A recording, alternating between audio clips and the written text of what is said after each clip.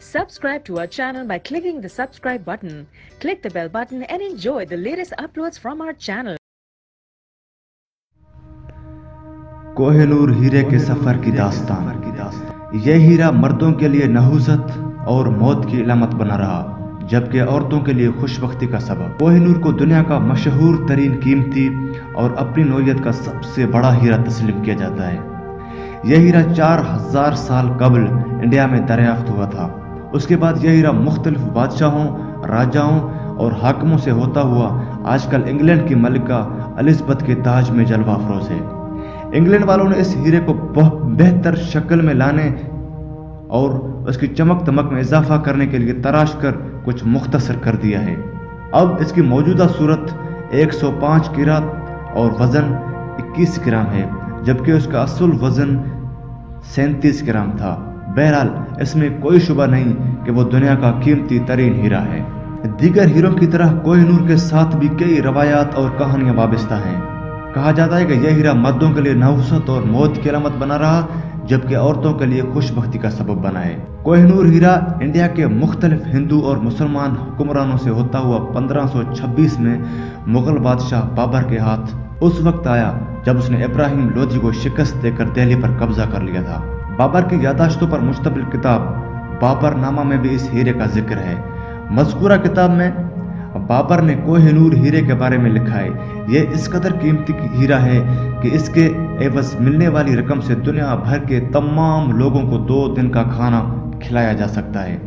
बाबर के बाद यह हीरा हुमायूं के पास पहुंचा। अकबर ने उसे अपने पास नहीं रखा।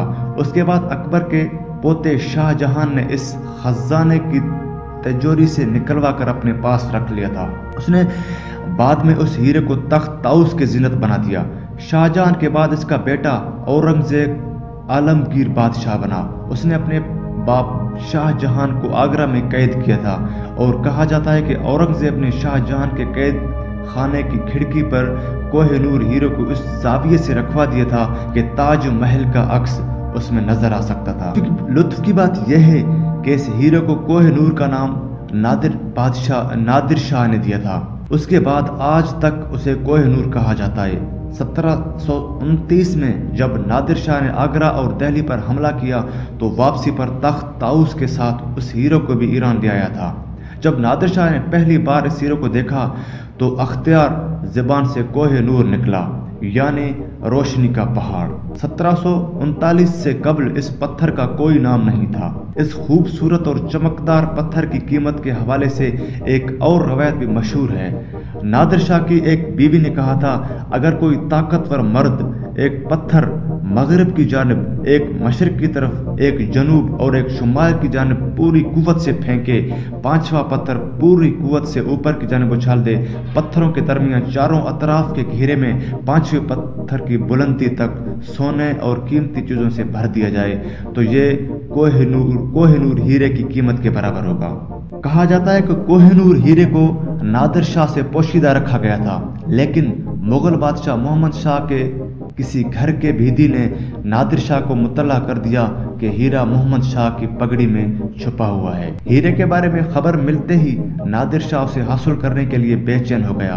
काफी सोच विचार के बाद उसने एक तकरीब का इनेकाद किया और यह मशहूर कर दिया कि वो दिल्ली का तख्त मोहम्मद शाह को वापस करने का इरादा रखता है। तकरीब के दौरान यकायक उसने मोहम्मद शाह से पगड़ी बदल दोस्ती का ऐलान किया और रस्म के मुताबिक अपनी पगड़ी उतार कर मोहम्मद शाह की तरफ बढ़ा और फिर अपनी पगड़ी उसके हवाले कर दी। जवाब में मोहम्मद शाह उसे अपनी पगड़ी देने से इनकार ना कर सका। तकरीब खत्म होने के बाद नादिर शाह अपने कमरे में गया और पगड़ी के बिल खोल कर उसमें पोशीदा हीरा बरामद कर लिया। हीरे की चमक से गोया कमरा जगमगा उठा। उसकी चमक दमक देखकर सताइशी अंदाज में बेअख्तियार उसकी ज़बान से निकला था कोहिनूर।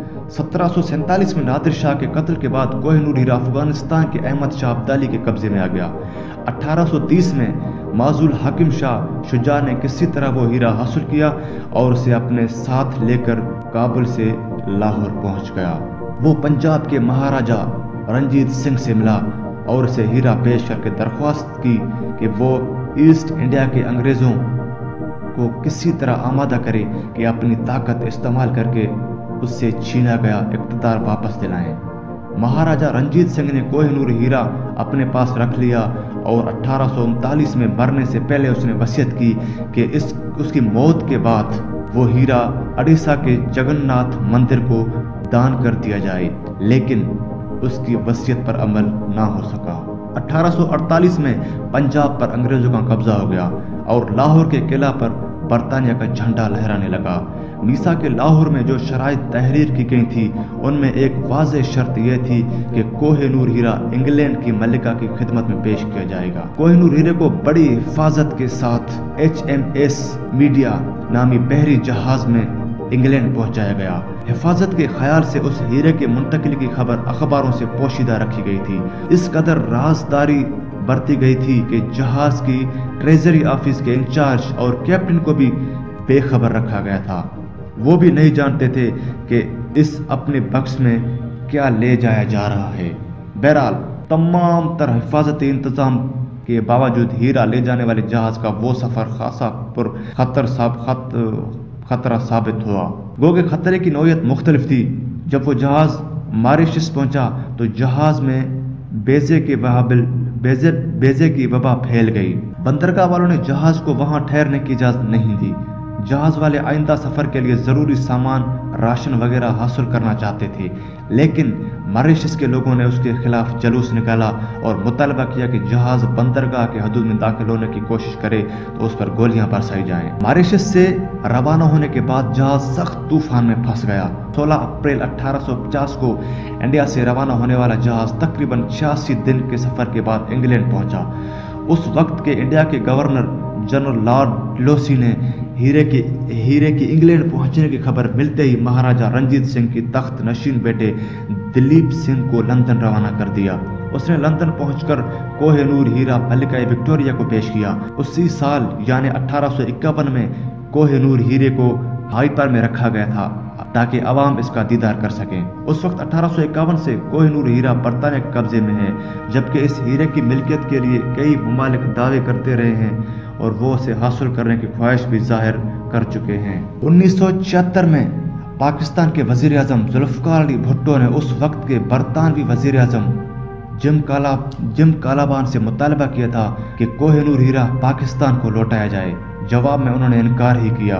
پاکستان کے علاوہ انڈیا، افغانستان اور ایران بھی ہیرے کی ملکیت کے دعوے دار ہیں اور یہ تمام ملک وقتاً بوقتاً انگلینڈ سے ہیرے کی واپسی کا مطالبہ کرتے رہتے ہیں۔ معلوم ہوا ہے کہ آج کل کوہ نور ہیرا ٹاور آف لندن میں موجود ہے اور ملکہ انگلینڈ کی خواہش پر اسے وہاں رکھوایا گیا ہے۔